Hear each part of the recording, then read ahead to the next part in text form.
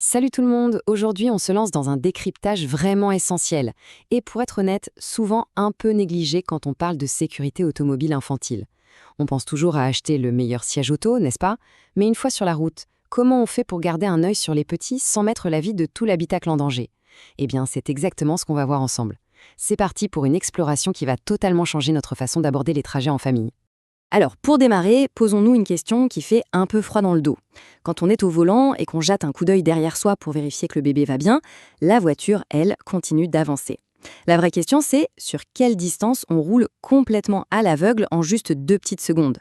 La réponse n'est pas qu'un simple chiffre, c'est une réalité implacable que tout conducteur doit absolument avoir en tête. Première étape de notre analyse, le fameux dilemme du dos à la route. En fait, on fait face à un vrai paradoxe.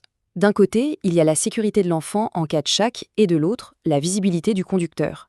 La norme R129, aussi appelée e-size, impose de placer les enfants dos à la route jusqu'à ce qu'ils mesurent au moins 76 cm.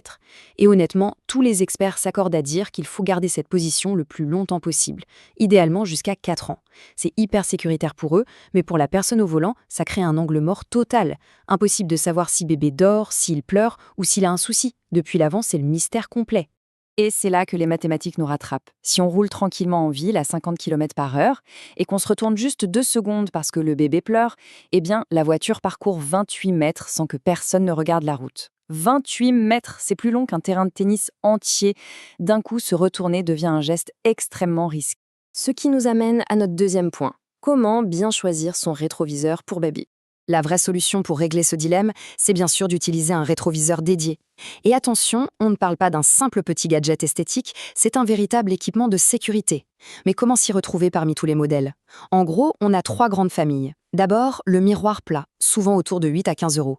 Aucune déformation, un champ de vision classique, parfait si l'enfant est au milieu. Ensuite, le miroir convexe. Pour 10 à 20 euros, il offre une vue quasi panoramique à 180 degrés, indispensable pour un siège sur le côté. Et enfin, le modèle LED. Entre 15 et 30 euros, c'est vraiment l'outil ultime pour les trajets de nuit avec sa lumière douce qui ne réveille pas l'enfant. Le secret, c'est vraiment d'adapter la technologie à l'intérieur de la voiture. Si le siège auto trône pile au centre de la banquette arrière, un miroir plat classique fait parfaitement l'affaire en donnant une image à taille réelle. Par contre, si le bébé est installé derrière le siège passager, le champ de vision limité du miroir plein ne suffira pas. C'est là qu'il faut absolument opter pour un miroir convexe, avec sa courbure spécifique qui permet d'englober tout l'espace. Troisième partie, et là on va dédramatiser les choses, les étapes pour une installation simple et efficace. Bon, l'installation, ça fait souvent un peu peur, mais honnêtement, pas besoin de sortir la boîte à outils. Ça prend littéralement 5 minutes chrono en suivant ces étapes simples. 1. On repère l'appui-tête juste devant le bébé. 2. On passe les sangles fermement autour des barres métalliques. 3. Et c'est la plus importante, on s'assoit à la place du conducteur pour régler l'angle jusqu'à voir le bébé dans le rétroviseur central. 4. On verrouille tout le mécanisme à fond. Et 5. On fait un petit tour de pâté de maison pour vérifier que ça ne vibre pas dans tous les sens. Là, attention, c'est le moment d'être hyper vigilant. En cas de freinage d'urgence, la force de décélération grimpe entre 20 et 30 G. En clair, le moindre objet mal attaché se transforme instantanément en boulet de canon dans l'habitacle. Donc, le ruban adhésif ou les petits élastiques bricolés, on oublie tout de suite.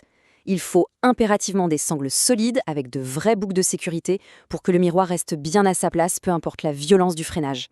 Ce qui nous amène tout naturellement à notre quatrième point, le danger de la distraction au volant. Parce que oui, avoir un miroir, c'est rassurant, mais c'est aussi un piège massif. C'est fait pour un coup d'œil express, pas pour regarder une série en continu. Regardez un peu ce qui se passe si on fixe le bébé pendant juste 3 secondes.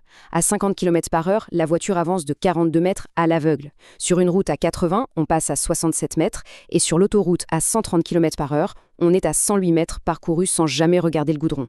Faisons une pause sur ce dernier chiffre, parce qu'il est hallucinant.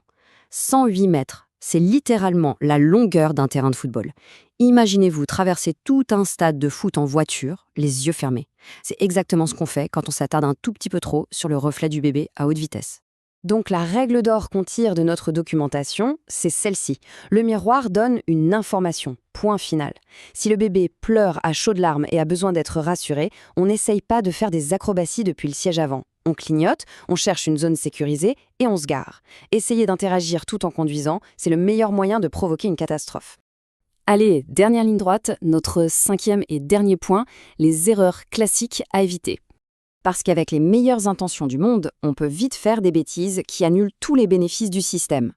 Déjà, on bannit absolument les miroirs en verre. Au moindre choc, c'est une pluie d'éclats tranchants. Il faut toujours choisir de l'acrylique incassable. Ensuite, mauvaise idée de l'attacher aux pare-soleil arrière, qui sont beaucoup trop fragiles. Autre point crucial, vérifier les sangles chaque semaine, car avec les vibrations, ça se détend. Et niveau confort, si on doit pencher la tête pour voir le bébé, c'est que l'angle est mauvais.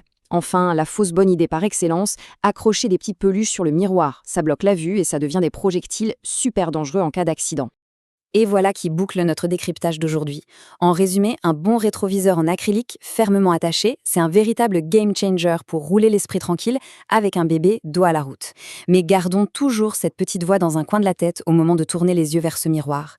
Est-ce que c'est juste un petit contrôle d'une fraction de seconde ou bien le signal qu'il est grand temps de s'arrêter sur le bas-côté? Une petite question de rien du tout, mais qui peut sauver des vies. Merci à tous d'avoir suivi cette analyse et à très vite pour de nouveaux décryptages.